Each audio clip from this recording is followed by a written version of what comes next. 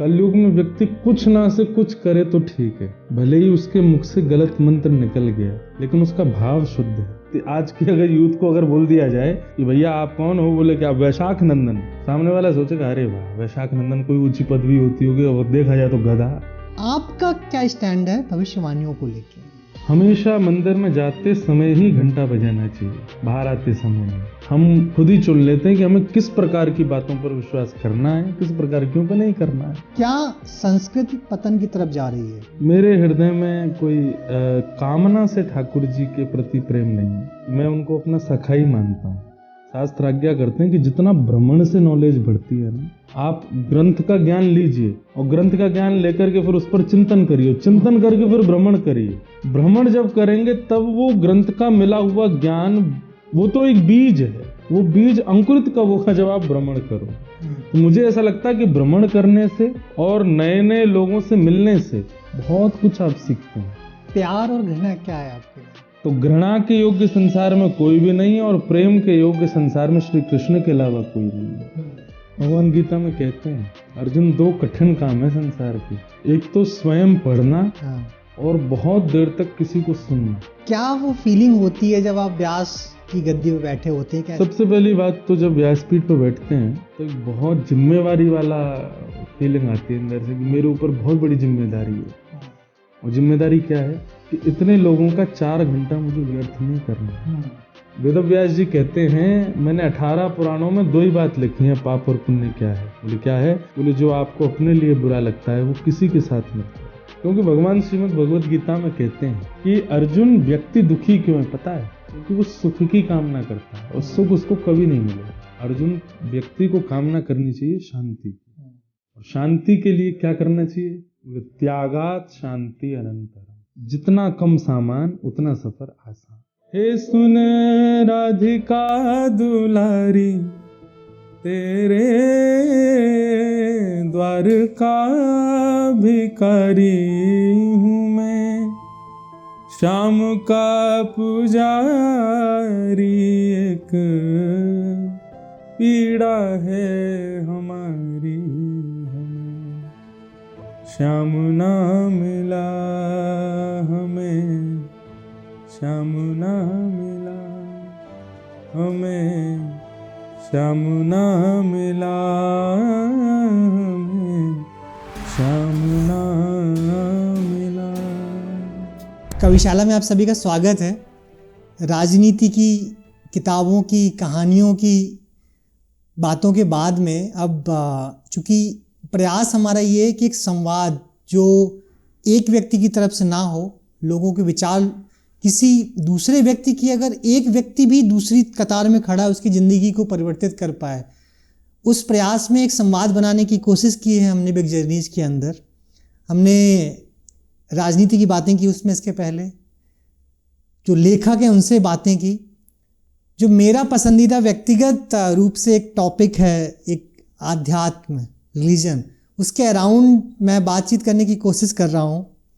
इसी श्रृंखला में आज हमारे साथ हैं इंद्रेश उपाध्याय जी। सर बहुत बहुत स्वागत है आपका कविशाला। जय श्री कृष्ण।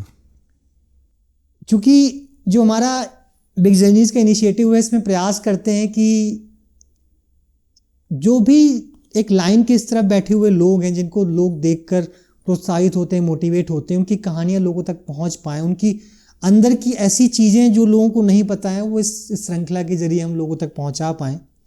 संक्षिप्त में आगे बढ़ने से पहले मैं अगर आपकी जो अभी तक की यात्रा है उसके बारे में अगर दर्शकों को हम बता पाएँ कि आप कहाँ से बिलोंग करते हैं, किस तरीके से आपका कथा वाचन में रुचि हुई, क्या पहला कनेक्ट क्या था उसका, अगर ये संक्षिप्त में बता पाएँ, इसके बाद अपन आगे कथा की बातें करेंगे और बहुत सारी आध्यात्मिक की बातें करेंगे। मैं बेसिकली एक भागवत प्रवक्ता मेरे पूज्य पिताजी हैं, तो मैं एक भागवत परिवार से ही बिलोंग करता हूँ। पूज्य पिताजी महाराज पिछले 50 वर्षों से कथा कर रहे हैं और इस वक्त वो शायद भारत के प्रथम ऐसे वक्ता हैं जिन्होंने सबसे ज़्यादा भागवत की कथाएं की हैं। लगभग 1500 कुछ कथाएं उनकी अब तक हो चुकी हैं। तो एक भागवत परिवार में होने के नाते बचपन से ही वो सब वैसा जोन, वैसा माहौल, वैसा एटमॉस्फेयर रहा। तो जब 14-15 साल की आयु होने लगी तो फिर पता नहीं क्यों अंदर से आने लगा कि अब कुछ सोचना चाहिए, क्या करना है, क्योंकि परिवार पूरा भागवत की ओर, मेरा रुझान संगीत की ओर था। ओके। और उसके लिए मैंने प्रयास भी किया कि मैं संगीत में क्या कर सकता हूँ। मुंबई भी गया, वहाँ जा कर के देखने का प्रयास किया, पर मेरे नाना जी वो भी भागवत के वक्ता थे, उनका कहना था कि संगीत से समाज रीझ सकता है, पर कल को तुमसे अच्छा कोई आ गया प्रदर्शन करने वाला तो सब उससे रीझेंगे। ऐसा कुछ करो जिससे कांस्टेंट रिझवारी बनी रहे, और वो ऐसे ही होगा कि जब समाज को बनाने वाले को रिझाओगे तो अपने गुण से उनको रिझाओ जिसने पूरा विश्व बनाया, और वो तुम इस मंच से कर सकते हो। यहाँ पर किसी व्यक्ति विशेष की प्रसन्नता नहीं, जैसा गोस्वामी तुलसीदास कहते हैं, स्वांत सुखाय तुलसी रघुनाथ गाथा। क्यों लिखा आपने मानस जी को? तो गोस्वामी जी कहते हैं अपने सुख के लिए, स्वांत सुख, और स्वांत सुख में कहीं ना कहीं अंदर हमारे राम जी बैठे हैं, उनकी प्रसन्नता के लिए। तो वो भाव जब नाना जी का प्राप्त हुआ तो फिर मन में आया कि मुझे भी कथा मार्ग चुनना चाहिए। कठिन था बहुत, गुरुजनों से बहुत अध्ययन किया और 18 वर्ष की आयु में प्रयास किया, और प्रथम कथा द्वारिका में की 2015 में। तब से कथा कर रहे हैं आप 7 वर्ष हो गए। अच्छा, एक अभी रुचि और एक रुचि आपसे जानने की मेरी यह भी है कि मैं आपके बारे में थोड़ा पढ़ रहा था और उसमें मुझे एक चीज़ पढ़ने को मिली कि किसी ने बचपन में एक भविष्यवाणी की थी। आपकी कई सारी जो आपकी बायो लिखी हुई उनमें ये मेंशन्ड है हर जगह। पहला तो उस भविष्यवाणी को अगर आज आप देखते हैं, उसको किस तरीके से देखते हैं? बहुत सारी चीज़ें होती हैं कि जो भविष्यवाणियाँ होती हैं, स्टेटमेंट, बहुत से लोग विश्वास करते हैं, बहुत से लोग विश्वास नहीं करते हैं। आपका क्या स्टैंड है भविष्यवाणियों को लेके? ऐसी कोई भविष्यवाणी अगर कोई वास्तव में साधक बोल रहा है, हमारे यहाँ ऐसा माना जाता है कि ब्रह्म वाक्यम जनार्दनम। यदि कोई साधक प्रवृत्ति का व्यक्ति कुछ कह रहा है तो उसकी बात को पूर्ण करने का दायित्व तो ठाकुर जी लेते हैं अपने हाथ में कि इसने कहा है तो मुझे पूर्ण करवाना है। तो निश्चित ही कोई अगर साधक प्रवृत्ति का, कोई बहुत ही समत्व प्रवृत्ति का व्यक्ति कोई बात कहता है, अब वो जिम्मेवारी ठाकुर जी की है कि इसने तो बोल दिया, पूर्ण ठाकुर जी करेंगे। अब चाहे उसके लिए कैसे भी करें। अब बात आती है विश्वास और अविश्वास की। लोग आजकल अब विश्वास अविश्वास सब अपने मन में है, हम खुद ही चुन लेते हैं कि हमें किस प्रकार की बातों पर विश्वास करना है, किस प्रकार की पर नहीं करना है। तो लोग बाग उसी प्रवृत्ति से इस चीज़ को देखते हैं। पर जब आध्यात्मिक स्तर आपका बढ़ता है उतना ही विश्वास भी आपका सुदृढ़ होता है। जब आप आध्यात्म में आते हैं तो निश्चित है आपका विश्वास बहुत सहज हो जाता है सबके प्रति। कोई व्यक्ति झूठ भी बोल रहा होगा ना, आपका उस पर भी विश्वास हो जाता है। ये आध्यात्मिक व्यक्ति का लक्षण है, वो ज़्यादा चतुर नहीं होता, वो परखता नहीं लोगों को कि ये चतुराई कर रहा है, ये झूठ बोल रहा होगा या नहीं। आप सहज भी बोल दोगे तो इतना सीधा होता है आध्यात्मिक व्यक्ति, वो मान जाएगा अच्छा ऐसा ही होगा। ये सरलता सहजता उसकी आध्यात्म से आती है। तो विश्वास की बात तो ये है। बाकी मेरा ऐसा मानना है कि कोई आध्यात्मिक व्यक्ति यदि कुछ स्टेटमेंट देता है, ठाकुर जी दायित्व लेते हैं कि उसको पूर्ण करना है, क्योंकि मेरे किसी व्यक्ति ने ये बात कही है। पूर्ण करने की जिम्मेवारी मेरी। बिल्कुल। चूँकि हम कविशाला पे बात कर रहे हैं और हमारा प्रयास रहता है कि जो साहित्य और भाषाओं की इर्द गिर्द बात हो सके। मैं एक चीज़ और पढ़ रहा था कि अब से पहले आपका जो परिवार था उसमें जो संस्कृत भाषा है उसको लेके बहुत मतलब ज़्यादा ध्यान दिया गया। अगर आप आज देखते हैं कि जहाँ पे भी भाषाओं को लेके हम खड़े हुए हैं, वो चाहे भागवत हो, किसी भी तरीके के संवाद हों, कहीं ना कहीं संस्कृत विलुप्त होती चली जा रही है उन संवादों के बीच से। आपने चूंकि एक श्रृंखला वो भी देखी है जहाँ पे संस्कृत का बहुत ज़्यादा उपयोग किया जाता रहा होगा मेरे हिसाब से पहले। इस परिवर्तन को आप किस तरीके से देखते हैं? चूंकि आप एक उस श्रृंखला से जुड़े हुए हैं तो मैं आपसे यह भी जानना चाहूँगा, क्या संस्कृत पतन की तरफ जा रही है? संस्कृत साक्षात देव है, उनका पतन तो कभी नहीं हो सकता। हमारी ग्रहण करने की क्षमता का पतन हो रहा है। हम ग्रहण नहीं कर पा रहे। गंगा तो बह रही है, हम स्नान नहीं कर पा रहे। संस्कृत तो यथावत अपने स्थान पर है, उस भाषा का कभी पतन नहीं हो सकता, पर ये हम लोगों के लिए दुर्भाग्य है कि हम उससे वंचित हो रहे हैं, हम उसका उपयोग नहीं कर पा रहे हैं। और दूसरी बात यह है कि संस्कृत को, एक तो बात यह है कि हमारा भारत इतनी गुलामी सह चुका है, चाहे मुगलों की हो चाहे अंग्रेजों की हो, कि उस गुलामी में हमने अपने सारे रत्नों को, कहते हैं ना कि भारत में पहले बहुत धन था, काय बात का धन था, कोई ऐसा नहीं कि पूरी भारत सोने की थी, मुझे ऐसा लगता है कि ये भाषा का धन, व्यवहार का धन, विचारधाराओं का धन और एक मर्यादा का धन, ये धन था भारत के पास, जिसको इन सब ने नष्ट कर दिया। आज ये हो चुका है कि यूथ सोचता है संस्कृत सबसे कठिन भाषा है, परंतु संस्कृत जैसी प्यारी भाषा नहीं है। संस्कृत में आप किसी को अगर कुछ अपशब्द भी कहना चाहते हो तो आप ऐसे बोलोगे कि सामने वाला खुशी हो जाएगा, बोले अच्छा, बोले आप कौन है, बोले आप ग्राम सिन्न हैं।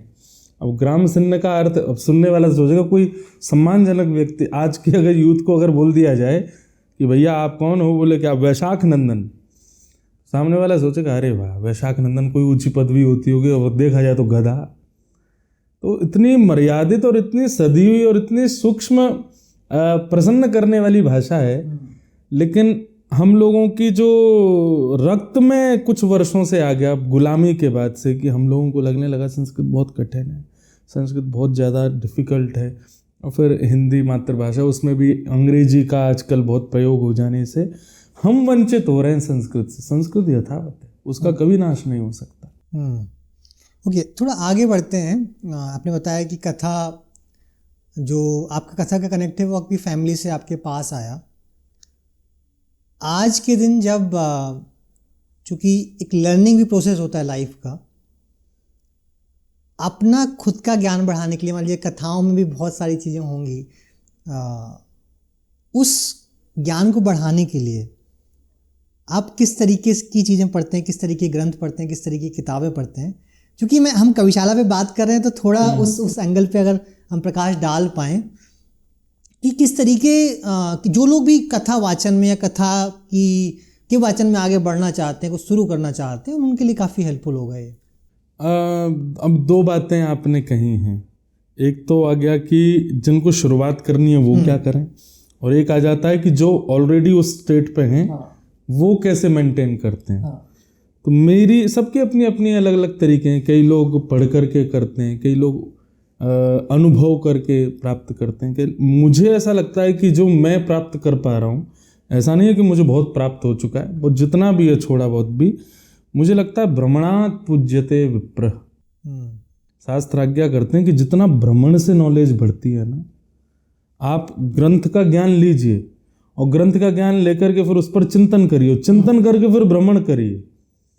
भ्रमण जब करेंगे तब वो ग्रंथ का मिला हुआ ज्ञान, वो तो एक बीज है, वो बीज अंकुरित कब होगा, जब आप भ्रमण करोगे। तो मुझे ऐसा लगता है कि भ्रमण करने से और नए नए लोगों से मिलने से बहुत कुछ आप सीखते हैं।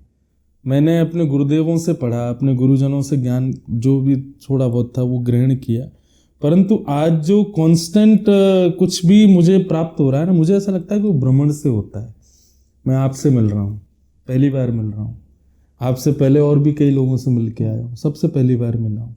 एक नए विचारधारा के 5 लोग मुझे सुबह से अब तक मिल चुके हैं। सबकी विचारधारा अलग है, सबकी पहचान अलग है, सबकी इच्छाएं अलग हैं, मैं वही हूँ। तो निश्चित है कि मैं ग्रहण तो कर रहा हूँ। तो भ्रमण से बहुत कुछ मिलता है। तो ये तो मैं अपना तरीका बता रहा हूँ, बाकी लोगों के कई हो सकते हैं। दूसरा, आपने कहा कि आप पढ़ने में क्या रखते हैं, तो एक गीता प्रबोधिनी है। हमारे भारत में एक संत हुए श्री स्वामी राम सुखदास जी महाराज, जिनका एक वाक्य बहुत प्रसिद्ध है कि हे नाथ मैं आपको कभी भूलूं नहीं। ये सब कई वैष्णवों के घर आपको मिल जाएगा लिखा हुआ। उन्होंने श्रीमद् भगवद गीता को अपने भाषा में डिकोड किया, कृष्ण अर्जुन संवाद, फिर उसमें स्वामी जी का क्या भाव है वो उसमें लिखे। तो वो मैं जब भी पढ़ता हूँ मुझे कुछ ना कुछ एक ऊर्जा उसमें प्राप्त होती है। तो वो गीता प्रबोधिनी, वो मैं कभी कभी मुझे लगता है तो मैं फ्लाइट में या कहीं भी उसको पढ़ता हूँ। और आप विश्वास नहीं मानेंगे, मैं कई बार एक ही श्लोक 5 बार पढ़ चुका हूँ, हर बार नया लगता है। ये उसकी एक विशेषता है। दूसरा आपका प्रश्न में एक और प्रश्न था कि जो शुरुआत करना चाहते हैं वो क्या करें। सबसे पहले लघु सिद्धांत कौमुदी व्याकरण का प्रथम सत्र, जहाँ पर पाणिनि जी ने व्याकरण के सूत्रों को 14 सूत्रों को लिखा और उनकी व्याख्या की। कम से कम भागवत के वक्ता को पंच संधि तक लघु सिद्धांत कौमुदी पढ़नी चाहिए, क्योंकि श्रीमद् भागवत संपूर्ण संस्कृत है और भागवत की सबसे कठिन संस्कृत है सारे संस्कृत ग्रंथों में। अगर आप कभी संस्कृत पढ़ेंगे तो भागवत की संस्कृत सबसे कठिन है। वो जब तक नहीं आएगी जब तक आप लघु सिद्धांत कौमुदी का थोड़ा आश्रय ना लें। पूरी पढ़ने में अगर कठिन लगे तो कम से कम पंच संधि तक तो आपको पढ़नी चाहिए। उसके बाद पंच संधि जब आपकी हो जाए तब आप भागवत में प्रवेश करो, भागवत को अध्ययन करना प्रारंभ करो। फिर भागवत का नियम भागवत में ही लिखा है कि कैसे पढ़नी चाहिए। तो तत्श्रृण्वन, पहले सुनो, फिर प्रपठन, फिर पढ़ो, फिर विचारण पढ़ो, फिर उस पर विचार करो। सुनी हुई पढ़ी हुई वस्तु का विचार करो तब बोलो। तो ये एक प्रारंभिक लोगों के लिए नियम। अच्छा, वो फीलिंग होती है जब आप व्यास की गद्दी पे बैठे होते हैं, एक ऐसी जगह जहाँ पे आपको सुनकर एक बहुत बड़ी ऑडियंस सामने बैठी है, आपको क्या लगता है उस ऑडियंस को क्या चाहिए आपसे, और आपके अंदर वो क्या फीलिंग होती है कि आपको सुन के किसी की ज़िंदगी वहाँ पे परिवर्तित हो रही है? सबसे पहली बात तो जब व्यासपीठ पर बैठते हैं तो एक बहुत जिम्मेवारी वाला फीलिंग आती है अंदर से कि मेरे ऊपर बहुत बड़ी जिम्मेदारी है। और जिम्मेदारी क्या है कि इतने लोगों का 4 घंटा मुझे व्यर्थ नहीं करना है। इतने लोग, अपने जीवन का हर क्षण बहुत महत्वपूर्ण है हर व्यक्ति का। वो 4 घंटे निकाल के मेरे सामने बैठा है, उसका 4 घंटा वेस्ट नहीं हो जाए, वो बर्बाद ना हो जाए, वो यहाँ से जाए तो उसको वो प्राप्त होना चाहिए जो उसको आवश्यक है। तो सबसे पहली वाली जिम्मेवारी की जब बात आ जाती है तो आपके अंदर एक केयरिंग वाला फॉर्मेट शुरू हो जाता है कि आप केयर कर रहे हो। अब चाहे वो 1000 लोग हों, चाहे 10,000 लोग हों, चाहे 10 लोग हों, आपके अंदर वो बात है कि मुझे इनकी जिम्मेवारी है कि मुझे इनकी केयर करनी है। आप इस भावना से जैसे व्यासपीठ पर बैठते हैं ना, निश्चित मानिए आप इस भाव से मत बैठो कि मेरी कथा बहुत अच्छी हो, इस बात से मत बैठो कि मेरी कथा किसी को रीझ जाए, मतलब कोई मेरा फैन हो जाए सुन के, नहीं। आप इस बात से बैठो कि मुझे जिम्मेवारी है इतने लोगों की। आप निश्चित है भागवत जी इतनी चमत्कारी व्यासपीठ है कि वो आपके मुख से वही वाक्य निकलवाएगी जो किसी का कल्याण करे, क्योंकि आप जिम्मेवार बन करके बैठे हो। आम के पेड़ पर चील भी बैठती है लेकिन आम नहीं खाती, आम के पेड़ पर कबूतर भी बैठता है लेकिन आम नहीं खाता। आम के पेड़ पर सुक बैठे यानी कि तोता तुरंत नीचे जाएगा, सुंदर आम खोजेगा, चोंच लगा के स्वयं भी पाएगा और दूसरों को भी प्रदान कर देगा। तो भागवत के वक्ता को इसलिए सुखदेव कहा जाता है। सुख यानी कि तोता, तोते के समान होना चाहिए कि स्वयं भी रस लेवे, व्यासपीठ रूपी वृक्ष पर बैठ करके दूसरों को भी देवे। चील और कबूतर की तरह व्यासपीठ का सहारा लेकर के फॉलोइंग बढ़े या दक्षिणा मिले, ये भावना होना चाहिए, जिम्मेवारी। तो जिम्मेवार बनकर के जब आप व्यास बनते हैं, व्यासपीठ पर बैठते हैं, तो निश्चित है आपकी वाणी कल्याणकारी ही होगी। बिल्कुल। थोड़ा आगे बढ़ते हैं, क्योंकि जैसे आपने बताया कि आप गीता पढ़ते हैं, उसको डिकोडेड है वो। अगर जो भी ऑडियंस देख रही, जो लोग भी इसको देखेंगे, उनके लिए हम छोटी छोटी सी चीज़ें आपके एंड से वो डिकोड कर पाएँ। मंदिर में जाने से पहले हम घंटी बजाते हैं, उसका क्या कारण होता है? नॉर्मल घर में हम पूजा करते हैं, उसमें बहुत सारी विधियाँ होती हैं कि चंदन चढ़ाना होता है, पहले स्नान कराना होता है, वो सारी विधियाँ होती हैं। अगर वो बहुत संक्षिप्त रूप से जो भी ऑडियंस उसके लिए आप डिकोड कर पाएँ, कुछ उसमें साइंटिफिकली अगर कुछ ऐड कर पाएँ कि ये कारण है उसके। सबसे पहली बात, हमेशा मंदिर में जाते समय ही घंटा बजाना चाहिए, बाहर आते समय नहीं। ये एक शास्त्रीय बात है। लोग बाग क्या करते हैं, मंदिर में जाते समय भी बजाते हैं, आते समय भी बजाते हैं। इसका एक कारण तो ये अटेंडेंस। हम गए और हमने जाकर के घंटी बजाई तो वी आर, जैसे स्कूल में अटेंडेंस होती है, ऐसी मंदिर में हमारी एक अटेंडेंस हो गई, हमने बजा दिया। एक कारण तो ये। दूसरा, इसके पीछे आध्यात्मिक और साइंटिफिक दोनों कारण ये कि व्यक्ति जब मंदिर जाता है तो उसके मन में कई विचार चल रहे होते हैं, बुद्धि में कई जीवाणु भटक रहे होते हैं जो नकारात्मकताओं को प्रकट करते हैं। तो घंटे हो गए, शंख हो गए, ये जितने भी देव वस्तु हैं ना, ये सब नकारात्मकताओं को नष्ट करती हैं। इनका जो स्वर होता है, जब हम मंदिर में प्रवेश करें तो मंदिर में प्रवेश करते ही घंटी बजाएं, तो घंटी बजते ही जो स्वर आता है ना, उससे नकारात्मक जितने भी जीवाणु होते हैं वो सब नष्ट हो जाते हैं। और फिर जब हम ठाकुर जी का दर्शन करते हैं तो दर्शन करते ही सकारात्मक जीवाणु प्रकट हो जाते हैं मस्तिष्क में, मन में, बुद्धि में। लेकिन फिर क्या करते हैं लोग, घूम घाम के जैसी बाहर आते हैं फिर घंटे बजा देते हैं, तो वो सकारात्मक भी मर जाते हैं बेचारे। तो इसलिए मंदिर में जाते समय घंटी बजानी चाहिए, क्योंकि उस पहला तो अटेंडेंस, दूसरी बात हमारी बुद्धि में, मन में जितनी भी नकारात्मकताएं हैं वो ध्वनि उनको नष्ट करती है। तो पहला कारण तो ये है। दूसरा, आपने कहा कि हम लोग पूजा विधि करते हैं, उसमें कई सारे नियम होते हैं। ये कर्म कांड का विषय है। कर्म कांड में कई भाव आपसे पूर्ण कराए जाते हैं कि यहाँ पे पुष्प छोड़ो, यहाँ पे हम लोग देवताओं का आवाहन करते हैं। देवता बड़े व्यस्त हैं पर उनका आवाहन करते हैं कि यहाँ पर सूर्य विराजो, यहाँ पे चंद्र विराजो, यहाँ पे बुध विराजो, यहाँ पे ये विराजे, सब विराजे हैं। तो एक प्रकार से ये ऑफरिंग होती है, जैसे घर में आए हुए मेहमान को हम ऑफर करते हैं, चाय लेंगे, नाश्ता लेंगे, क्या लेंगे, क्या पाएंगे, आप हमारे घर पधारे हो, मैं आपके ऑफिस आया, आपने आते ही पूछा चाय की कॉफ़ी। तो एक नहीं हमारा व्यवहार होता है। ऐसे ही हम देवताओं को, जिनको हमने पूजा विधि में बुलाया, उनसे हम व्यवहार करते हैं। उनको हम पुष्प अर्पित करते हैं, उनको हम नैवेद्य अर्पित करते हैं, उनको हम पंचामृत अर्पित करते हैं। तो वो एक ऑफरिंग, एक सिंपल लैंग्वेज में सबको समझ आए इसलिए वो एक ऑफरिंग होती है, एक सामान्य ऑफरिंग होती है कि हमारे घर कोई मेहमान आया, हम उससे पूछ रहे हैं सब चीज़ें, फिर उसके बाद हम उसकी आरती भी कर रहे हैं, वंदन भी कर रहे हैं, फिर उनसे प्रार्थना कर रहे हैं, आप हमारे घर पधारे, हमारे घर में सुख समृद्धि बढ़े, ऐसी कृपा करना। ये ओके। प्यार और घृणा क्या है आपके लिए? तो प्रेम, घृणा करने योग्य संसार में कोई नहीं है। यदि किसी के प्रति हो रही है तो इसको बदलना चाहिए। संसार में कोई भी घृणा के योग्य नहीं है। संसार में हर व्यक्ति के अंदर गुण है, उस गुण को खोजना चाहिए। तो घृणा के योग्य संसार में कोई भी नहीं है, और प्रेम के योग्य संसार में श्री कृष्ण के अलावा कोई नहीं है। प्रेम करना है तो श्री कृष्ण से करो, घृणा करनी है तो किसी से भी मत करो। करने का अगर भाव नहीं जा रहा है कि घृणा हो ही रही है, तो अपने अवगुणों से ही करो, अपने दुर्गुणों से ही करो, अपनी दूषितताओं से ही करो। किसी अन्य व्यक्ति के दुर्गुणों को मत देखो। हम सबके अंदर दुर्गुण है। घृणा करनी है तो खुद से कर लो, लेकिन किसी अन्य से मत करो। ओके। सो दो चीज़ें कि मंत्रों का उच्चारण बहुत लोग करते हैं और लोगों के अंदर एक डर रहता है कि अगर मैंने गलत मंत्र पढ़ दिया तो उसका जो मेरे ऊपर रिएक्शन होगा या लाइफ पे रिएक्शन होगा वो गलत पड़ सकता है। मंत्रों का उच्चारण ज़रूरी है, पर क्या जो लोग गलत मंत्र पढ़ रहे हैं वो गलत कर रहे हैं किसी भी तरीके से?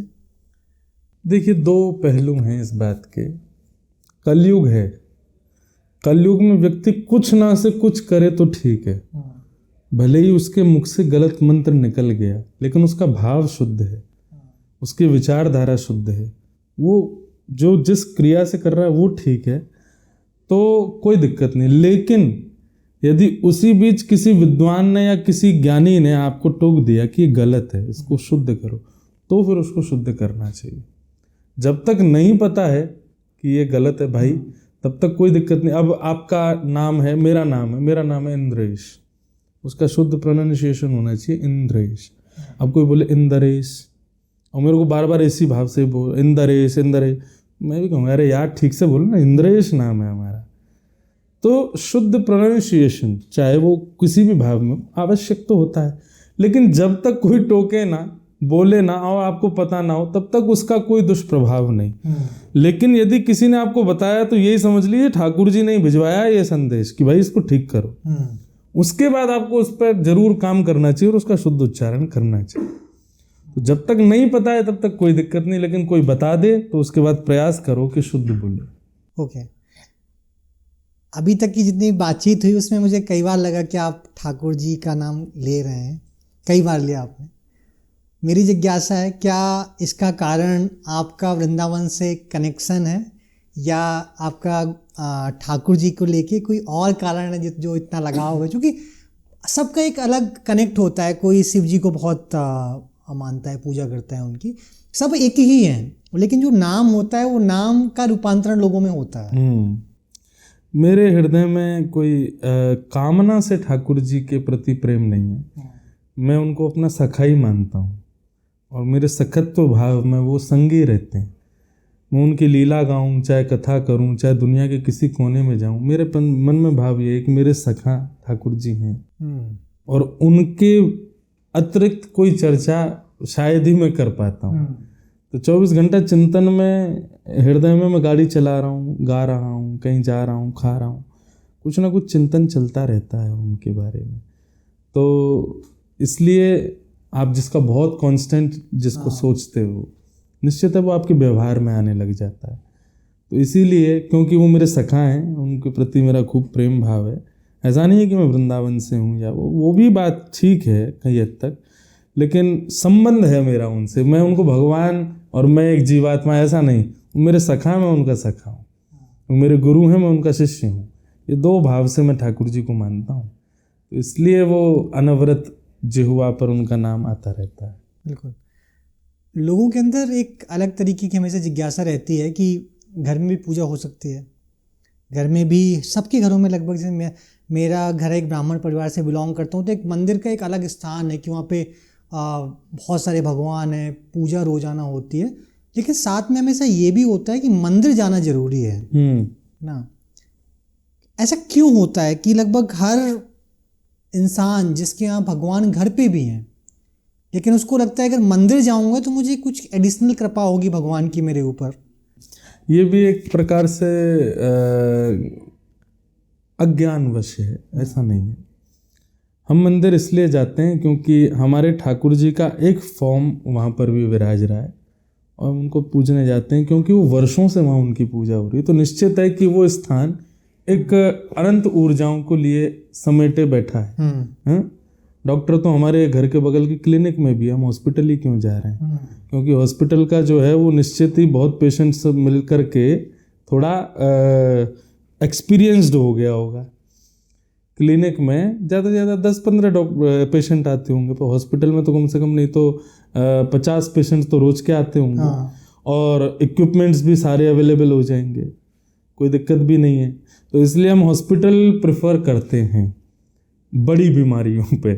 तो ऐसे ही क्या होता है कि घर के ठाकुर जी हैं, घर का व्यक्ति डॉक्टर हो उस पर भी हमारा कम विश्वास होता है। बाहर का कोई डॉक्टर हो, पड़ोसी हो, तो उस पर ज़्यादा विश्वास है, इसकी दवाई लगेगी। घर का बेटा ही बता दे कि ये ले लो, उसकी दवाई काम नहीं करेगी। तो अति सामीप्य और अति दूर, इन दो में दोष होता है, शास्त्र आज्ञा है। हम जिसके बहुत समीप रहते हैं उसकी बातों का भी थोड़ा कम प्रभाव होता है, और जो हमसे बहुत ही दूर रहता है उसकी भी कम प्रभाव होता है। तो इसलिए इस कारण से हमारा थोड़ा मध्यस्थ मंदिर वाले ठाकुर जी में ज़्यादा विश्वास हो जाता है।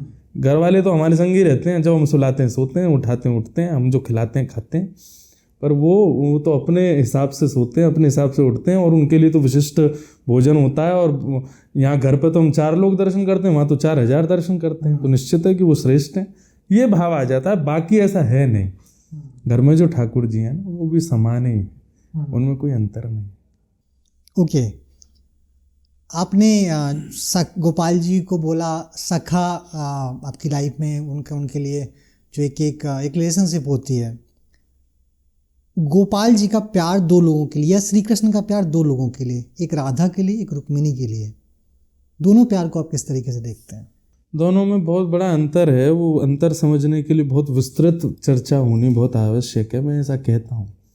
जब श्री जी की बात, श्री जी माने हमारी श्री राधा रानी, उनकी चर्चा होती है तो मुझे लगता है कि उसके लिए सबसे पहले तो ब्रज उपासना बहुत आवश्यक है। ब्रज आइए, ब्रज आकर के रज की उपासना करो, यमुना जी को प्रणाम करो, संतों को वंदन करो, पहले योग्य बनो, उसके तब उनकी चर्चा समझना संभव है। ठाकुर जी से विलग नहीं है श्री जी, ठाकुर जी की ही आह्लादनी शक्ति है श्री जी। और लक्ष्मी जो है वो रुक्मिणी के रूप में है। तो लक्ष्मी में और आह्लादनी शक्ति दोनों में अंतर है। आह्लादनी शक्ति स्व से उत्पन्न है और लक्ष्मी जो है वो पर है। इसलिए ठाकुर जी का दोनों के प्रति जो प्रेम भाव है वो अलग है। कहाँ श्री किशोरी जी के भले ही संग ना रहे लेकिन प्रेम निरंतर है, रुक्मणी जी के संग रह करके प्रेम है। मतलब एक में वस्तु की आवश्यकता है और एक में वस्तु के ना होने पर भी प्रेम कांस्टेंट है। ये एक प्रेम का डायमेंशन आप समझ सकते हो किशोरी जी के प्रति और श्री रुक्मणी जी के प्रति। रुक्मणी जी सदा संग रहती हैं, तब उनकी स्मृति ठाकुर जी को हो रही है कि हाँ ये मेरे संगी हैं।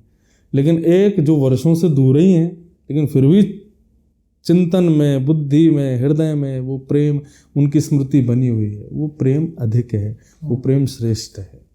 जहाँ पर वस्तु की नारद भक्ति सूत्र में नारद जी कहते हैं प्रेम के वर्णनों में, तत्सुखे सुखित्वम, जिसमें हमारा प्रेमी सुखी उसमें हम सुखी। हमारा प्रेमी जहाँ है जैसे है प्रसन्न है तो हम उससे दूर भी प्रसन्न है। मिलन की आकांक्षा नहीं, मिलन का भी भाव नहीं, बस हम उसके प्रेमी हैं, दूर रह के भी प्रसन्न हैं। ये प्रेम श्री जी के प्रति ठाकुर जी का है, रुक्मणी जी के संग रह करके प्रेम है। तो अगर आप श्रेष्ठता की बात करें तो श्री जी और ठाकुर जी के प्रेम को तो छुआ भी नहीं जा सकता, वो तो समुद्र की गहराइयों से भी गहरा है, वो अद्भुत है, अनंत है। क्योंकि वहां पर मिलन की भी कामना नहीं है, इतनी सूक्ष्म कामना भी नहीं है, प्रेम अनवरत है। ओके, भागवत में इतने सारे कैरेक्टर्स हैं, बेसिकली हम अगर जिस तरीके से रूपांतरण होते हैं, नाटकीय रूपांतरण बहुत सारे होते हैं, उसमें देखते हैं इतने लोग हैं अलग अलग, जिनकी अलग अलग एक इमोशंस होते हैं, हर एक कैरेक्टर के साथ एक अलग इमोशन जुड़ा हुआ है, दर्शकों का भी और जो श्रोता होते हैं उनका भी। आप इन सारे कैरेक्टर्स के अंदर जो भगवान हैं उनके इतने नज़दीक रहते हैं, कभी आपको रियलाइज हुआ कि कोई कैरेक्टर या कोई भगवान आपके साथ निरंतर चल रहे हैं? नहीं, ठाकुर जी की अनुभूति तो होती है कि वे सदा साथ ही हैं, अभी भी संग ही विराज रहे होंगे। मुझे ऐसा लगता है कि जो मैं बोल भी रहा हूँ शायद ये भी मेरी वाणी नहीं होगी, मेरी वाणी तो सामान्य हो सकती है, पर ये अगर मैं कुछ श्रेष्ठ कुछ कह भी रहा हूँ तो ये भी मेरा अधिकार नहीं, ठाकुर जी के बारे हैं। दूसरा, कैरेक्टर संग रहता है ऐसा नहीं कह करके मैं ऐसा कहूँगा मेरी बुद्धि या भाव में है, और वो कैरेक्टर हैं भीष्म पितामह। श्रीमद् भागवत और महाभारत दोनों में उनका भाव है। भागवत महाभारत कोई भिन्न नहीं है, महाभारत का थोड़ा अंश भागवत में भी है। तो महाभारत की दृष्टिकोण से देखें तो भीष्म पितामह कौरवों के एक योद्धा हैं, अतिश्रेष्ठ योद्धा हैं, पितामह हैं, परंतु भागवत में उनका भक्ति परक रूप दिखाया गया, जो बाणों की सैया पर लेट करके भगवान की स्तुति गाते हैं। इति मते रूप कल्पिता वितृष्णा भगवत सात्वत पुंगवे विभूमनि स्वसुखमुपगते क्वचिद विहर्तुम प्रकृति मुखे युषयद भव प्रवाह। तो भीष्म पितामह की जो भक्ति है ना, उसके कारण मुझे कैरेक्टर्स जो कहें पात्र, उनमें मुझे भीष्म पितामह बड़े प्रिय लगते हैं और वो मेरे साथ विचारों में रहते हैं, उनका विचार अति श्रेष्ठ है। वो क्या कहते हैं ठाकुर जी से, संस्कृत में इति शब्द का प्रयोग तब किया जाता है जब आप अपने वाक्य को विश्राम देते हो, जैसे हिंदी में पूर्ण विराम, ऐसी संस्कृत में इति का मतलब विराम। भीष्म पितामह की एकमात्र स्तुति ऐसी है जिसका प्रारंभ इति शब्द से होता है, इति मति रूप कल्पिता वितृष्णा। भीष्म पितामह कहते हैं भगवान इति, ठाकुर जी बोले तुम विश्राम कह रहे हो, पहले किस चीज की इति? बोले कि मेरे संसारवाद और सामान्य व्यवहार की अब इति, अब मैं अपने गोपनीय भाव को प्रकट कर रहा हूं। अब तक तो मैं केवल नाटक कर रहा था, मैं कौरवों के पक्ष का हूं, आदि आदि जो भी भाव थे उन सबकी अब इति। मैं पितामह हूं उसकी भी इति, मैं भीष्म हूं उसकी भी इति, मैं प्रतिज्ञावान हूं उसकी भी इति, सब चीज की इति। अब मेरा आप नया भाव सुनिए, मति रूप कल्पिता वितृष्णा। मेरी बुद्धि अब वितृष्णा रहित हो चुकी है, तृष्णा रहित हो चुकी है, अब मैं उस बुद्धि को आपको अर्पित करना चाहता हूँ। और बहुत सुंदर तरीके से भीष्म पितामह ने पूरी, मेरे को कथा सुनानी पड़ेगी आपको, 4 घंटे लगेंगे यहीं पे, चलिए उसके लिए अलग से संवाद करेंगे जरूर। हाँ, तो फिर वो स्तुति गाते हैं और भगवान से अद्भुत, मतलब ठाकुर जी के नेत्र सजल हो जाते हैं भीष्म पितामह की बात सुन के। तो पात्रों में भीष्म पितामह हृदय में विराजते हैं। अच्छा, मुझे लगता है कि मैं मे बी ये रॉन्ग वे पे क्वेश्चन हो सकता है, क्योंकि आप खुद एक ऐसे परिवार से आते हैं कि आप उसका, मुझे लगता है उसका उत्तर सही से दे पाएंगे। अभी हाल फिलहाल में अचानक से जो भागवत कहने वाले लोग हैं उनकी संख्या बहुत बढ़ रही है। मैं कारण बताता हूँ। मैं पढ़ रहा था,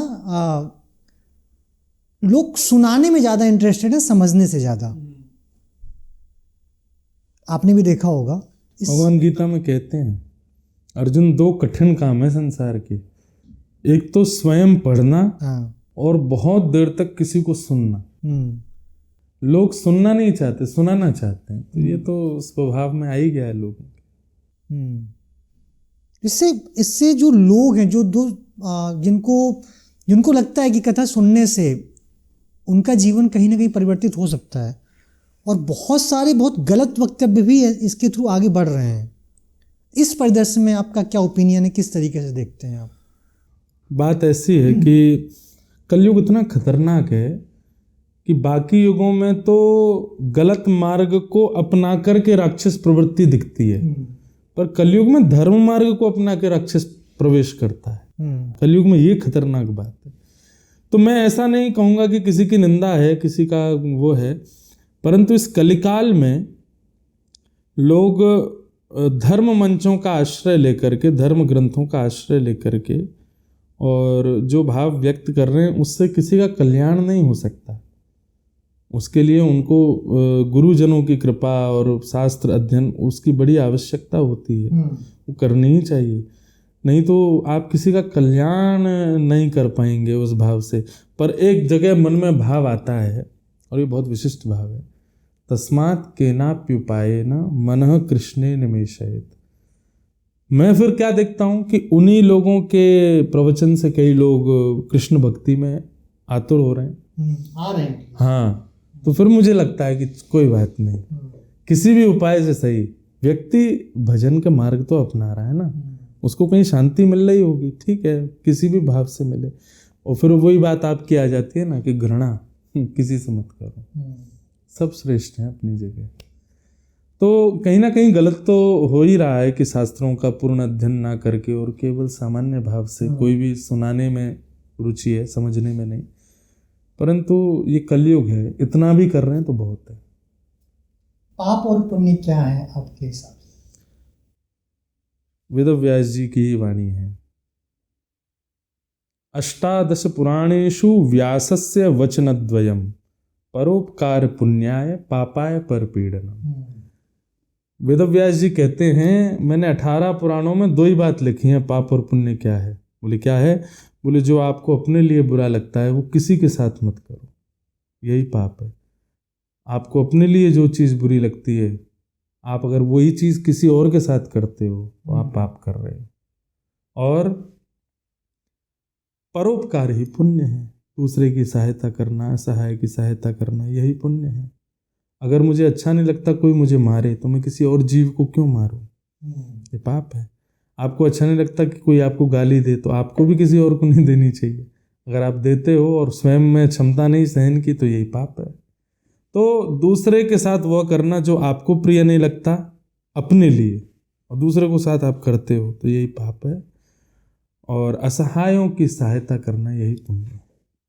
अच्छा, बहुत सारे इमोशंस होते हैं, मुझे लगता है कि कविताओं पे एक अलग रोल होता है अपने इमोशंस को व्यक्त करने का। वो क्रोध का है, प्यार का है, दुख का है, वो अलग अलग इमोशंस को कविताओं के जरिए लोग प्रकट कर देते हैं। और दूसरा कहीं ना कहीं उस कविता को पढ़ के सुन के अपने आप को रिलेट करता है, उसको दुख दबाना है, अपना है दुख प्रकट करना है, तो वो भी उसको आगे फॉरवर्ड करता है। भागवत कथा किस तरीके से एक तो सुनने वालों के लिए जो इमोशंस है उनको हील करने में हेल्पफुल होता है। जो व्यास गद्दी पे बैठा हुआ है उस एक इंसान है, उसके अंदर ही बहुत सारे विचार होते हैं, बहुत सारे इमोशंस होते हैं, उसके लिए किस तरीके से हेल्पफुल होता है हील करने में? उसका मैंने एक सूक्ष्म उत्तर दिया था कि जिम्मेवारी लेकर के जब आप बैठते हो तब आप वहाँ पर पॉपुलैरिटी या दक्षिणा के लिए नहीं बैठते हो। फिर आपके ऊपर एक जिम्मेवारी है, फिर आप वही बोलोगे जिससे सामने वाला हील हो। अच्छा, दूसरी बात क्या होती है कि कई बार मंच पर बैठ करके आपके हृदय से वो भाव भी प्रकट होते हैं जो शायद आपने गुरुजनों से पढ़े भी नहीं। और ये भगवत कृपा होती है, ये व्यासपीठ की कृपा होती है कि आपके हृदय से वो भाव प्रकट हुआ। मुझे ऐसा लगता है वो भाव प्रकट इसलिए हुआ कि ठाकुर जी ने वो भाव आपके लिए कहा, व्यास के लिए। तुम तो दुनिया को बता रहे हो भाई, तुमको अपनी कमियां ठीक करनी है, तो तुमको इस मार्ग का अनुगामी बनना चाहिए। तो कई भाव जो अनायास प्रकट हो जाते हैं व्यास मन से, व्यास रिलेट कर पाएंगे इन बातों से, कई व्यासों को होता होगा, अनायास प्रकट हो गया हृदय से, वो कभी पढ़ा भी नहीं था, अनायास निकल गया। तो निश्चित है कि ठाकुर जी ने उस भाव को इसलिए प्रकट करवाया क्योंकि ठाकुर जी वो संकेत आपके लिए कर रहे हैं। अभी तक सारे संकेत श्रोताओं के लिए थे, पर ये संकेत आपके लिए है, इससे आप अपने आप को सुधारो। तो सही बात तो यह है कि भागवत के द्वारा विचारशील होने से, उस पर चिंतन करने से अपने आप ही व्यक्ति हील होने लग जाता है। और एक और बात ऐसी है कि श्रीमद् भागवत जहाँ विराजमान हो जाती है ना, वो पंडाल का माहौल ऐसा हो जाता है, उस स्थान का माहौल ऐसा हो जाता है कि आदमी कथा सुनने के बाद हील होगा वो तो बहुत दूर की बात है, प्रवेश करते ही हील होने लग जाता है। ये अनुभव करोगे आप, कभी कथाओं में आएंगे, हम निमंत्रण देंगे, तो आप जिस स्थान पर जैसे ही पहुंचेंगे ना, आप आकर के बैठेंगे, आपको तभी लगेगा कई विचार और बुद्धि की शुद्धता तो अभी से ही हो गई है। कथा सुनना तो बहुत दूर की बात है, सुनने के बाद तो अपने आप होता ही है उसका। क्योंकि हमारे यहाँ ऐसा माना जाता है श्री कृष्ण साक्षात शब्द में विग्रह हैं श्रीमद् भागवत। वो शब्द नहीं, आप कथा नहीं सुन रहे हो, किसी की रचना नहीं है, स्वयं श्री कृष्ण। वो तो उनका काम ही है, जैसे ही प्रकट होंगे वक्ता के मुख से अपने आप हील करते हैं सबको। मौत का लोगों को इतना डर क्यों होता है? एक सत्य है, सबको पता है, सबको पता है, ये भी पता है कि आनी ही है, वही हमेशा खौफ, हमेशा डर क्यों चलता है? माया का प्रभाव, संसार के प्रति जो अटैचमेंट है, जो आसक्ति संसार में है, वो उस भय को प्रकट करती है। वही व्यक्ति यदि संसार से निरासक्त हो जाए, क्यों होता है ऐसा कि एक ठोकर लगने वाला व्यक्ति, अपने जीवन में धोखा खाने वाला व्यक्ति, वो मृत्यु से भय नहीं होता उसको, अरे कोई मार जाए, मुझे कोई फेंक जाओ, मुझे कोई विष दे दो, मैं गर्दन से लटक जाऊं, ये कर लूं वो कर लूं। क्यों? जैसी डी अटैचमेंट हुआ आपका संसार से, अपने आप आपको मृत्यु सहज दिखने लग जाती है। वही संसार के प्रति जब अटैचमेंट हो जाता है, वही संसार के प्रति आसक्ति होती है, तो मृत्यु से भय लगता है, नहीं अब अच्छा लग रहा है, अब मरूं नहीं मैं। जैसे दिखता है कि सब जगह से बिल्कुल बिखर गया, तो इससे अच्छा तो मर ही जाए, जी के क्या फायदा, फिर मृत्यु का भय खत्म। मृत्यु के भय को जो जन्म देता है वो है आसक्ति, एक्सपेक्टेशंस, और संसार से मिलने वाला झूठा प्रेम, वो मृत्यु के भय को जन्म देता है। कविशाला पे हम बात कर रहे हैं, मैं आपसे ये भी जानना चाहूँगा कि आप किन कवियों को पढ़ते हैं, और अगर कोई कविता आपके जहन में आपको याद है, किसी भी कवि की आपको पसंदीदा कविता? वही बात आ जाएगी, आप कहेंगे कि आपके हृदय में ठाकुर जी क्यों रहते हैं हमेशा? बिल्कुल। तो उन्हीं के ही मैं अधिकतर सूरदास, कृष्णदास, गोस्वामी तुलसीदास, कुम्भनदास, अब मैं बताता चला जाऊंगा, बहुत लंबी कहानी। मेरे को पद पढ़ना बहुत प्रिय लगता है, जैसे सूरदास जी के पद हैं, तुलसीदास जी के पद हैं, मीराबाई के पद हैं, जो भगवत संबंधी रचनाएं करते हैं, मुझे उनके भाव सुनने और बोलने में, जैसे सूरदास जी का है, तजोरे मन हरि विमुखन को संग, जाके संग कुमति उपजत है, पढ़त भजन में भंग, सूरदास कारी कामर पे, चढ़े न दूजो रंग, तजोरे मन हरि विमुखन को संग। जिनकी रचना में किसी को प्रसन्न करने की भावना नहीं है, जिनकी रचना में आत्म कल्याण और भगवत प्राप्ति की, उनकी कविता मुझे बहुत प्रिय लगती है। तो ये सब हमारे अष्ट सखा हैं, सूरदास, कुम्भनदास, गोविंददास, छीत स्वामी, नंददास, कृष्णदास, इस प्रकार ये सब, इनकी रचनाएं मैं बहुत पढ़ता हूँ। लाखों पद हैं इनके, मैं अधिकतर कथाओं में गाता हूँ। मीराबाई के पद बहुत पढ़ता हूँ। एक हमारे वृंदावन के हुए श्री बिंदु जी महाराज, वे थोड़ा, उनके शब्दों में उर्दू अल्फाज आते हैं। उनका एक भजन है, मतलब वो पंक्ति लिखते थे, कौन है गुलशन कि जिस गुलशन में रोशन तू नहीं, कौन है वह गुल कि जिस गुल में तेरी खुशबू नहीं। अच्छा, उनकी पंक्तियां ऐसी हैं कि उसको आपको डिकोड करना पड़ेगा।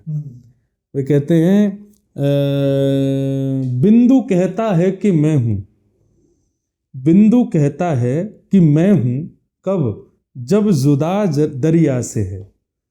जब दरिया से अलग है तब बिंदु कहता है मैं हूं मैं हूं मैं हूं। तो बिंदु कहता है कि मैं हूं जब जुदा दरिया से है, मिल गया दरिया में फिर कहता है कुछ भी हूं नहीं। हम कब तक कहते हैं मैं, जब तक आपसे दूर हैं। जैसे आप में मिल गए तो सब कहे सर्वम खलु इदम ब्रह्म, सब ब्रह्म ही है। जैसे श्री बिंदु जी महाराज। तो एक प्रकार से रुचि मेरी ज्यादातर भगवत संबंधी कविताओं में बहुत। नहीं, आपने जिनके भी नाम लिए, सूरदास वगैरह, जिनकी कवियाँ लगभग सभी की पसंदीदा कवि, और हम लोग सभी उनको बचपन से पढ़ते आ रहे हैं, जब से उन्हें वो एजुकेशन सिस्टम का एक हिस्सा भी है जी। अच्छा, कुछ प्रश्न है कि हमने सोशल मीडिया पे पूछा था, तो उसमें कुछ लोगों की जिज्ञासाएं हैं कि किसी ने पूछा है कि अपने पास्ट रिग्रेट्स से और मिस्टेक से, क्या जो पुराने रिग्रेट्स हैं लाइफ के, उनसे और जो गलतियां हुई हैं, है ना, उनसे लाइफ में मूव ऑन कैसे हो।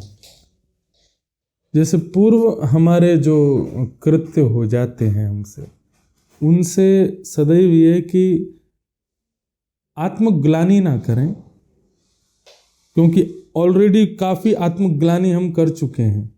तो उस पर ज़्यादा आत्मग्लानि ना करते हुए पुनश्च वैसा ना दोहराऊंगा, और ऐसा कहकर के आगे बढ़ना चाहिए। क्योंकि जीवन सफ़र है, और गाड़ी जब चलती है ना तो कई जगह ब्रेकर्स आते हैं, कई जगह ब्रेक्स लगाने भी पड़ते हैं। तो ब्रेक लगाने से, ब्रेकर आने से गाड़ी को रोक देना ये उचित नहीं है।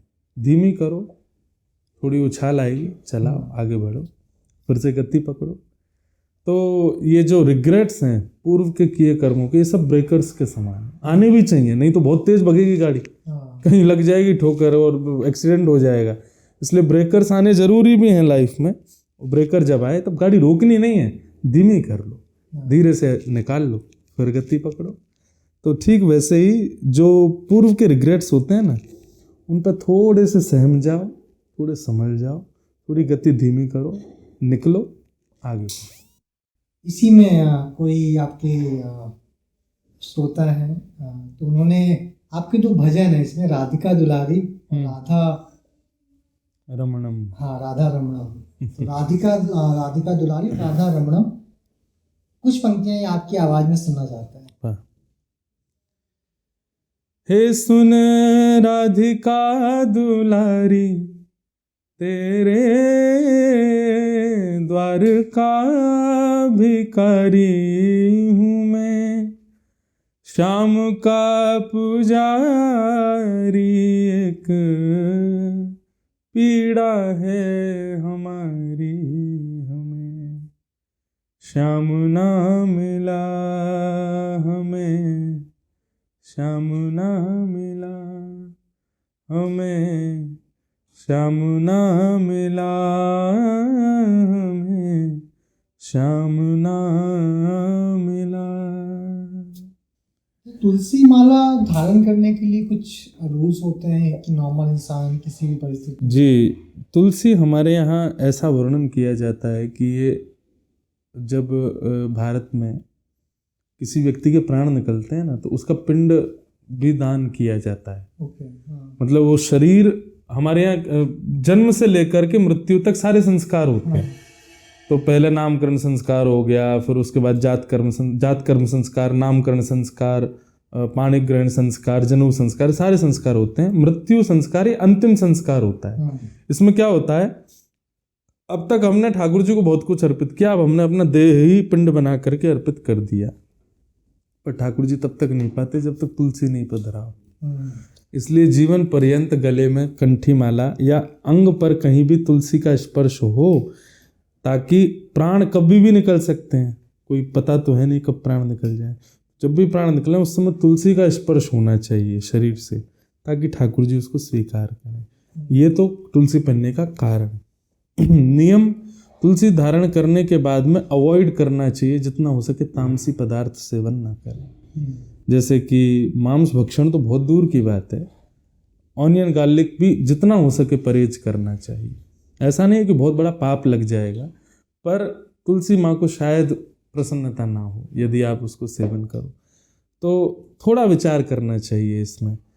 फिर स्नान करते समय जब कंठी माला हमारे तन पर होती है तो कहते हैं कि जल उसका स्पर्श करते ही वो समस्त नदियों के जल के समान हो जाता है।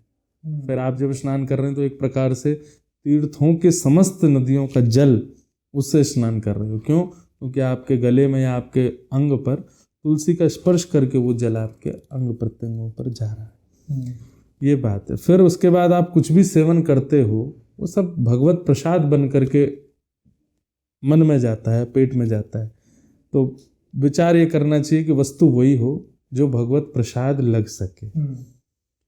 ऐसी कोई वस्तु जो ठाकुर जी को मैं ऑफर नहीं कर सकता, अगर वो पाओगे और तुलसी उसमें पधरा दी गई तो फिर उसका तामसी रूप हो जाता है। तो ये कुछ नियम है बस। जी, किसी ने ये पूछा है कि जय श्री कृष्ण भगवान जी को स्मरण करना और नाम जाप करना दोनों अलग अलग हैं क्या? नाम जप में स्मरण आवश्यक है, दोनों अलग नहीं है। लोग अलग मानते हैं। हाँ। आप केवल हरे हरे कृष्ण कृष्ण कृष्ण हरे हरे हरे राम राम, अब ये केवल मैं बोल रहा हूँ, मन में विचार नहीं कर रहा, तो इसका कोई ज़्यादा प्रभाव नहीं है। अगर मैं जप रहा हूँ उस समय मेरे चित्त में भी वो विचार होना चाहिए, स्मरण होना चाहिए। जब मैं हरे कृष्ण कहूँ तब साक्षात राधा रमण, बांके बिहारी, राधा वल्लभ, इन सब का दर्शन हो। हरे राम कहूँ तब श्री धनुष बाण धारण के राम जी का अनुभव हो। स्मृति के साथ नाम जप करोगे तब वो कल्याणकारी होगा, नहीं तो नहीं होगा। अच्छा, आपकी आप चूंकि इतनी कथाएं करते हैं, आपकी सबसे पसंदीदा कथा कौन सी है? कथाएं तो सारी पसंदीदा हैं, सारी आनंद देती हैं, पर अगर फिर भी पूछें कि उसमें क्या प्रिय लगता है तो अभी भी मेरे को दुविधा ही हो रही है बताने में, क्योंकि सब प्रिय हैं। भागवत मतलब एक फल होता है ना, फल में एक छिलका गुठली होता है, छिलका गुठली डस्टबिन में डालना पड़ता है, लेकिन भागवत ऐसा फल है इसमें छिलका गुठली है ही नहीं, रस ही रस है, किसको छोड़ोगे आप। इसलिए पिबत भागवतम रसमालयम, श्रीमद् भागवत में कहा गया रस की खान, रस की माला है श्रीमद् भागवत, इसमें छिलका गुठली है ही नहीं। तो मैं किसी को प्रिय कहूँ तो तभी मेरे मन में आ जाएगा नहीं, मैंने कहा उद्धव कृष्ण संवाद मुझे प्रिय है, तभी मन में आ रहा है कि नहीं उद्धव गोपी संवाद भी अच्छा लगता है। उद्धव गोपी संवाद प्रिय लगता है तो फिर मन में आता है कि नहीं रघुगण भरत संवाद भी अच्छा लगता है। तो सब प्रिय है, पूरी भागवती प्रिय है। सीधी बात कहूँ तो जहाँ पे भगवत वार्ता है वो मुझे प्रिय है। ये कन्फ्यूजन हमेशा रहता है, कुछ परिवार होते हैं, कुछ घर होते हैं, आस्था हमेशा डगमगाती रहती है, फेथ जो है भगवान को लेके होता है, कुछ चीज़ें खराब हो गई हैं, भगवान साथ नहीं है। इस यूज केस को या इस पूरे जो प्रक्रिया ऐसी चलती रहती है इंसान की लाइफ में, कभी फेथ है कभी नहीं है, कभी फेथ है कभी नहीं, ऊपर नीचे वाला जो पड़ाव रहता है। अगर आपको किसी को कुछ बोलना हो कि नहीं फेथ कंटिन्यूस रहे, वो चाहे डाउन टाइम हो चाहे अप टाइम हो, अच्छा समय हो बुरा समय हो, वो आस्था कभी खत्म ना हो, उसके लिए आप दर्शकों को क्या कहेंगे? विश्वासो फलदायक। पायलट पर अगर विश्वास नहीं होगा ना तो आदमी प्लेन में बैठ ही नहीं पाएगा और अपने गंतव्य तक पहुंच ही नहीं पाएगा। आदमी को विश्वास करना पड़ेगा कि भाई ये चालक जो है ये सही से उड़ाएगा, आकाश में सही रखेगा, सही से उतार देगा। तो उसके प्रति विश्वास जो है वो आपको निर्भीक बनाएगा और आपके गंतव्य पे भी पहुंचा देगा। तो इसमें कोई क्रिया नहीं है बताने की, इसमें एक ही चीज़ हो सकता है कि ठाकुर जी से कोई संबंध बना लो। ठाकुर जी से आपका कोई संबंध, कब जब तक भगवान मानोगे तब तक फेथ ऊपर नीचे होता ही रहेगा। आपने जैसे ही ठाकुर जी को अपना कोई संबंधी बनाया, ये मेरे मित्र हैं, ये मेरे सखा हैं, ये मेरे भाई हैं, ये मेरे मीराबाई कहती हैं मेरे तो गिरधर गोपाल दूसरो ना कोई, जाके सिर मोर मुकुट मेरो पति सो पति मान, तो है मोहे नाते अनेक मानिए जो भावे। जो भी आपको प्रिय लगे संबंध बनाओ ठाकुर जी से, और संबंध जब बन जाए तो केवल ऐसा नहीं कि बस व्यवहार मात्र, वो निभाओ, तब देखो आपका फेथ कभी नहीं जाएगा। जैसे बेटे के प्रति, पति के प्रति, पत्नी के प्रति, बच्चों के प्रति, अपने आप खुद देखेंगे जिससे आपका संबंध नहीं है उससे आपको एक्सपेक्टेशंस भी नहीं होती, उससे कोई आपको कष्ट दुख दारिद्र कुछ नहीं होता। पर जिससे एक्सपेक्टेशन होती है, जिससे संबंध होता है, उससे प्रेम भी उतना ही बना रहता है। फिर चाहे बेटा कितना भी गलत कर दे, माँ को फिर भी प्रिय ही लगता है। तो ठीक वैसे ही ठाकुर जी से आप जब तक उनको केवल भगवान मानते रहोगे, फेथ ऊपर नीचे होगा। संबंध बनाओ, संबंध बनाते ही फेथ कांस्टेंट हो जाएगा। आखिरी में इस कलयुग में इंसान को शांतिपूर्ण जिंदगी बिताने के लिए, जो पीसफुल लाइफ है उसको जीने के लिए क्या करना होगा? आपने बहुत अच्छी बात कही। आप ये कहते हैं ना सुखपूर्ण जीवन, तो शायद मैं आपको रोकता। क्योंकि भगवान श्रीमद् भगवत गीता में कहते हैं कि अर्जुन, व्यक्ति दुखी क्यों है पता है? क्योंकि वो सुख की कामना करता है और सुख उसको कभी नहीं मिलेगा। अर्जुन, व्यक्ति को कामना करनी चाहिए शांति की। और शांति के लिए क्या करना चाहिए? बोले त्यागात शांति अनंतरम। जितना कम सामान उतना सफर आसान। जितने कम बोझ लोगे सिर के ऊपर उतने शांत रहोगे। जितने ज्यादा बोझ लोगे, मुझे लगे मैं इनको भी प्रसन्न कर दूं, उसको भी कर दूं, इन सबको मैं खुशी ही करता रहूं, सब मेरे से खुशी ही रहें, अगर घर को भी संभाल लूं, इसको भी संभाल लूं, उसको, जितना बोझ सिर पर लेते रहोगे उतने परेशान रहोगे। इसलिए जितना हो सके कम सामान रखो, त्याग करो जितना हो सके वस्तुओं का। आजकल क्या हो गया, यूथ भी बहुत जल्दी चीज़ों से कनेक्ट हो जाता है, चाहे वो फ़ोन हो, पर्स हो, कपड़े हो, संबंध हो, रिलेशनशिप्स हो, सब चीज़ में इतना ज़्यादा अपने आप को इन्वॉल्व कर देता है कि फिर दुखी रहता है। इसलिए इन्वॉल्व केवल उतना रखो जितना चले, बाकी प्रदर्शन ऐसा करो कि आप पूर्ण इन्वॉल्व हो, लेकिन हृदय से जितना हो सके डिस्कनेक्टेड रहो, जितना हो सके त्याग में जीवन जियो, आप बहुत शांत रहो। तो आप संगीत की बहुत आपने परिचर्चा की, जो कि संगीत आपका एक व्यक्तिगत लगाव वाला एरिया वर्टिकल रहा है हमेशा से। आज आप भागवत से इतने ज़्यादा जुड़े हुए हैं, क्या संगीत को आप मिस करते हैं? और दूसरा, आज जब आप भागवत करते हैं तो कितना संगीत को इन्वॉल्व करते हैं अपनी भागवत कथा को आगे पहुंचाने के लिए, ताकि जो संगीत प्रेम है आपका वो भी जिंदगी से ना छूटे, दूर ना हो? ऐसा नहीं है कि मैं संगीत को बहुत मिस करता हूँ, मिस तो तब करें जब दूरी हो। यहाँ तो संपूर्ण भागवत गाता हूँ मैं, बहुत अच्छे से, श्लोक भी सारे गा गा के ही बोलता हूँ। अलग अलग मैंने संगीत सीखा नहीं है, पर मुझे प्रिय लगता है सुनना, गाना। तो मैं तो अलग अलग रागों में सारे भागवत के श्लोक गा देता हूँ, तो मेरी इच्छाएं तो सारी पूर्ण होती हैं। बस ये था कि पहले संगीत की इच्छा ऐसी थी कि दूसरे को रिझाना है, अभी ऐसा है कि मुझे खुशी होनी चाहिए। उतना प्रेम मेरा पूर्ण हो पाता है भागवत से, तो मुझे कोई याद नहीं आती, मैं तो खूब संगीत में ही रहता हूँ, पूरा भागवती गा गा के बोलता हूँ। और रही बात गाने की, तो हाँ, मैं भजन बहुत कम गाता हूँ कथाओं में, श्लोक बहुत गाता हूँ। जितना ज़्यादा से ज़्यादा श्लोक हो सके, जितने अच्छे अच्छे रागों में हो सके, गाने का प्रयास करता हूँ, तो उससे मेरी संगीत की वो इच्छा भी पूर्ण हो जाती है। बिल्कुल। और मुझे लगता है कि जो बातचीत हुई, जो भी दर्शक देखेंगे, काफ़ी उनके लिए सहायक होगी। जो लोग मुझे लगता है कि अगर एक व्यक्ति की भी ज़िंदगी इस बातचीत से परिवर्तित होती है, कुछ सीखने को मिलता है, तो ये बातचीत सार्थक का प्रयास होगा हमारा। आखिरी में हम सबसे पूछते हैं कि किन दो लोगों को और आप इस इनिशिएटिव के जरिए सुनना चाहेंगे? कैसे? किन दो लोगों को आप रिकमेंड करेंगे कि यहाँ पे अपनी आवाज़ आगे तक पहुँचाएं? दो लोगों को किस फील्ड से? किसी भी फील्ड से हो सकते हैं, आपके पसंदीदा जिनको आप सुनना चाहते हैं यहाँ से। वो राजनीति से हो सकते हैं, वो आध्यात्म से हो सकते हैं, वो कोई लेखक हो सकता है, वो कोई कवि हो सकता है, कोई भी हो सकता है। नरेंद्र मोदी जी को बुलाइए। नहीं, दो लोगों का अगर नाम लेना हो तो मेरे दो भागवत के अलावा दो प्रेम हैं। एक तो खेल में क्रिकेट से और दूसरा संगीत से। तो संगीत में मैं वैसे तो बहुत लोगों को सुनता हूँ, मेरे फेवरेट सिंगर्स भी बहुत सारे हैं, पर जिनका संगीत मुझे बहुत प्रिय लगता है वो शंकर महादेवन है। उनका संगीत जो वो बनाते हैं वो बहुत अद्भुत होता है। तो संगीत के फील्ड से तो मैं चाहूँगा कभी वो भी आएँ कविशाला में, कोई कविता वो भी सुनाएं, गा कर के सुनाएं।